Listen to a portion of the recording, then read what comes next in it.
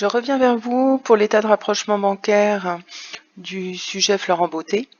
La première chose lorsqu'on réalise un état de rapprochement bancaire, c'est de vérifier les soldes de début de période, donc les soldes ici dans la situation au 1er avril, qui finalement était le solde au 31 mars du mois précédent, donc le mois précédent. Sur le compte donc de la Société Générale, sur le relevé que nous envoie la Société Générale, nous avions un solde créditeur au 1er avril, 31 mars, de 60 132,15 €. Sur le grand livre, donc le prolongement de la comptabilité, au 1er avril, nous avions un solde débiteur de 58 495,49 €. Ces donc soldes sont différents, ne sont pas identiques. La plupart du temps, ce sera le cas. Maintenant, on nous donnait le rapprochement bancaire effectué le 31 mars. Et sur ce rapprochement bancaire, nous avions donc le prolongement du compte Société Générale, le relevé de la banque, et nous avions le prolongement de notre compte banque. Ça nous permettait de voir que sur le prolongement du relevé de la banque, nous retrouvions bien le solde de 60 132,15 €.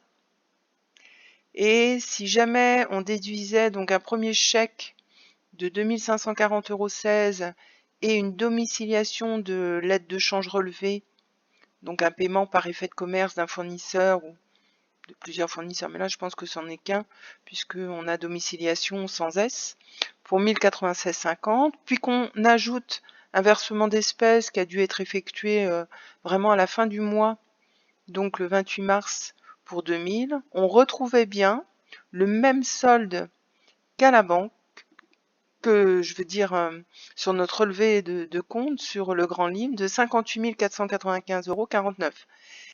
Ce qui veut dire que là, sur cette partie, donc compte banque dans nos livres, on retrouvait bien les 58 495,49 €, puisqu'en effet, ces opérations-là avaient été régularisées dans la comptabilité de l'entreprise le 31 mars et avaient permis à ce qu'on reparte au 1er avril avec un solde rectifié, donc régularisé.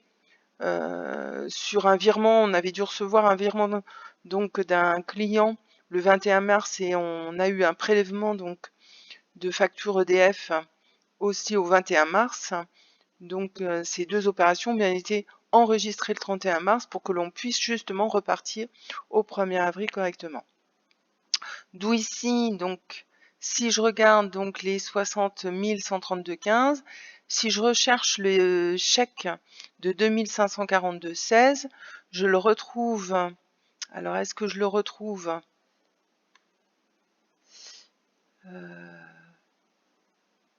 2540, 2546, oui, il est bien là. Donc, je peux cocher. Je vais tout simplement, voilà, augmenter un petit peu. Cocher, j'ai bien ce montant qui est retrouvé ici.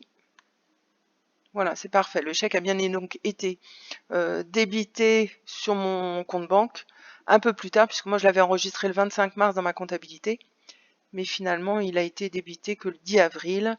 La personne qui est bénéficiaire de ce chèque a peut-être un peu tardé avant de le déposer auprès de sa banque. Les 1096,50, donc une domiciliation, comme c'était à la fin du mois, est-ce que je les retrouve? Oui, en début de mois, donc là c'est aussi bien coché. Et le versement d'espèces, donc c'est la presque toute première somme que je retrouve, donc là pas de souci. Ce qui fait que maintenant on peut considérer que ces 60 132,15 moins les 1096 moins les 2546 et plus les 2000 redonnent bien les 58 000 qui sont bien en effet le solde de début de mois sur notre comptabilité, dans notre comptabilité. Donc il n'y a plus de différence en tout cas pour le solde de début de mois.